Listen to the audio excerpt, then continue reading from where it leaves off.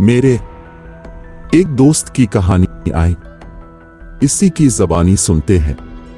मेरा नाम बशीर है, मैं एक बस का ड्राइवर हूं। मेरा रूट मुजफ्फराबाद का पहाड़ी इलाका है।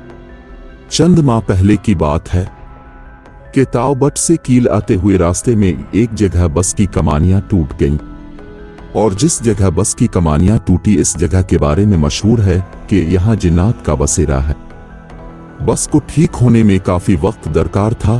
तावबट से कम सवारियां होने की वजह से मैंने एक लोकल गाड़ी पर सवारियों को रवाना किया और खुद बस के अंदर बैठ गया। मगरिब का वक्त था। चंद लोकल लोगों ने मुझसे कहा कि अब बस में ना रुकी, ये बस अब कल ही ठीक होगी, रात का वक्त है, बस को यही खड़ा रहने दे। लेकिन मुझे मुनासिब ना लगा कि बस को वहां खड़ा कर दूं, इसलिए बस के अंदर ही रात गुजारने का फैसला किया।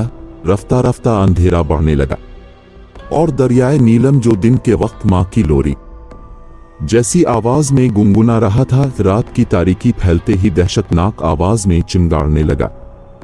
मंजर ऐसा कि अंधेरे के सिवा कुछ सुलझाई ना देता था, और मैं बस की सीट पर बैठे बैठे दरियाए नीलम की आवाज के साथ साथ माजी की भलभलियों में बहने लगा।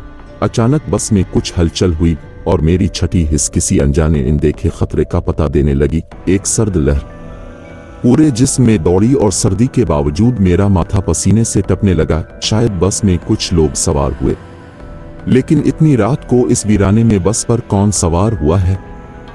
एक लम्हे में कई सवाल और लोगों की इस जगह के बारे में कही हुई बातें मेरे जहन में गूंजने लगे।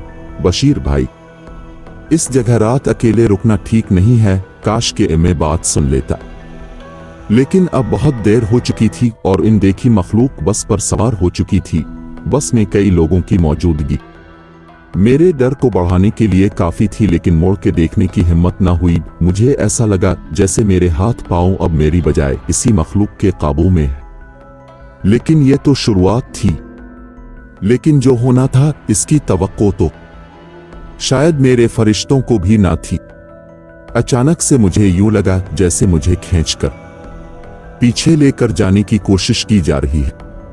मैंने अपनी पूरी हिम्मत जमा करके पीछे देखा तो बस के अंधेरे में कई सब्ज रंग की चमकती हुई आंखें मुझे देख रही थीं, और एक आंख मेरे बिल्कुल करीब मुझे पीछे ले जाने की कोशिश कर रही थी।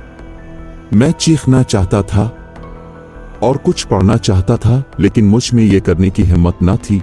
इस खींचातानी में अचानक बस में ऐसा शोर शुरू हुआ जैसे कबड्डी के मैच में तमाशाई अपने पसंदीदा खिलाड़ी को दाद दे रहे हों।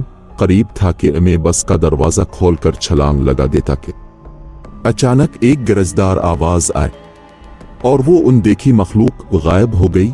वो आवाज गाड़ी के बाहर से आई थी। मुझे इस जुमले की कोई समझ नहीं लगी कि कहने वाला क्या कहना चाहता था, लेकिन शुक्र मेरी जान बच गई। मुझे और क्या चाहिए था? रफ्ता रफ्ता मेरे जिस्म की ताकत वापस आने लगी, लेकिन एक ना खत्म होने वाला खौफ मेरे दिल में समा चुका था। इसके बाद मैंने सारी रात गाड़ी में जाग कर गुजारी और बस के दरवाजे फिर से बंद किए और सुबह होने का इंतजार करने लगा। वो रात मेरी जिंदगी की सबसे मुश्किल रात थी। तो दोस्तों, कैसी लगी ये कहानी कमेंट में जरूर बताएं।